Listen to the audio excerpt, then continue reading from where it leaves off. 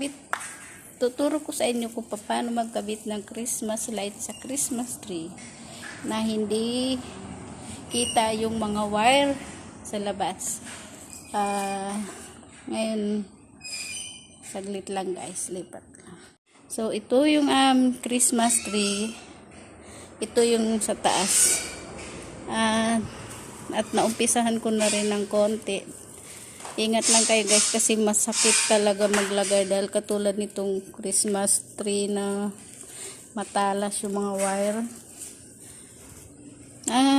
Karamihan kasi pag naglalagay tayo ng Christmas light sa Christmas tree ay nasa labas lang yung Christmas light.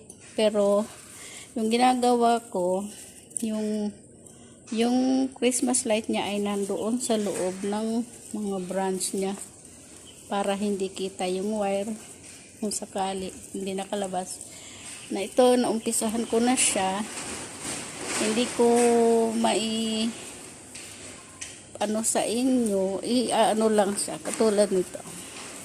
Pinupulupot siya isa-isa dito, hindi naman isa-isa. Yung kaya lang. Kasi para ganyan, katulad niyan, ganyan. Yan. Ingat lang kayo kasi talas talaga, masakit sa kamay. Yan, tulad niyan. So,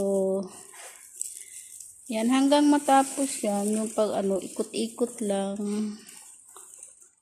Kaya abangan nyo mamaya pag natapos namin ilagay yung Christmas light sa Christmas tree dahil medyo matagal at mahabang Christmas, mataas to masyad, mga 18 feet.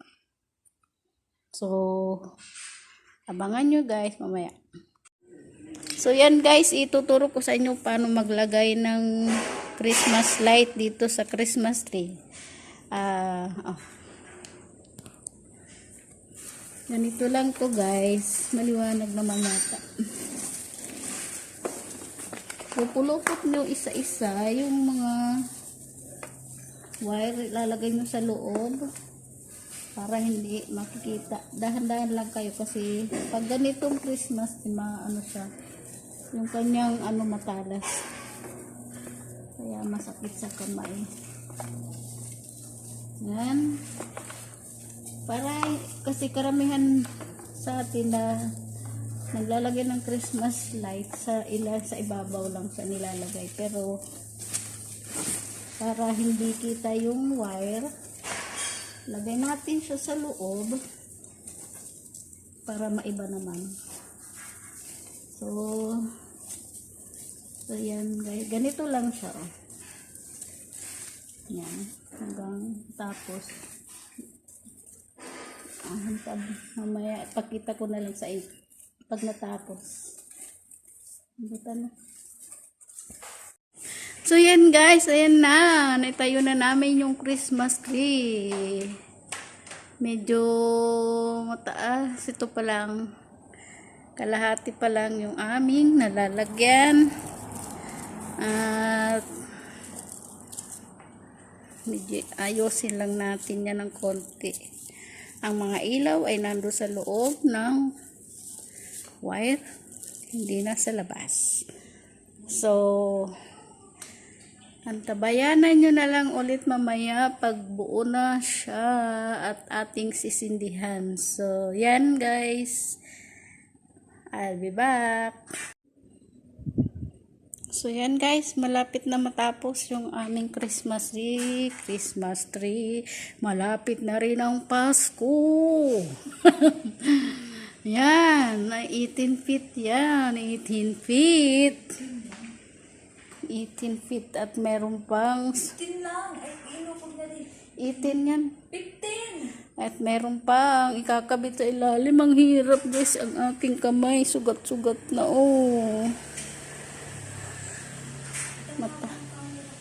matalas. Akin na lang ibibidyo mamaya pagtapos na. Yan guys, tapos na.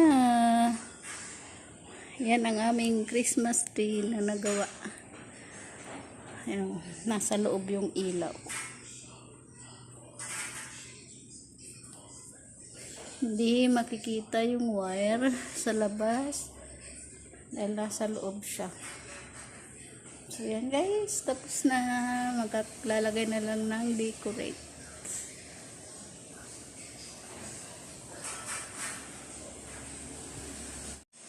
So yan guys, tapos na yung aking paglalagay ng ilaw sa Christmas tree.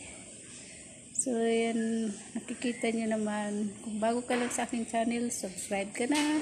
At huwag mo kalimutan, pakiclick ang notification bell para updated ka sa aking mga susunod na video. Bye bye!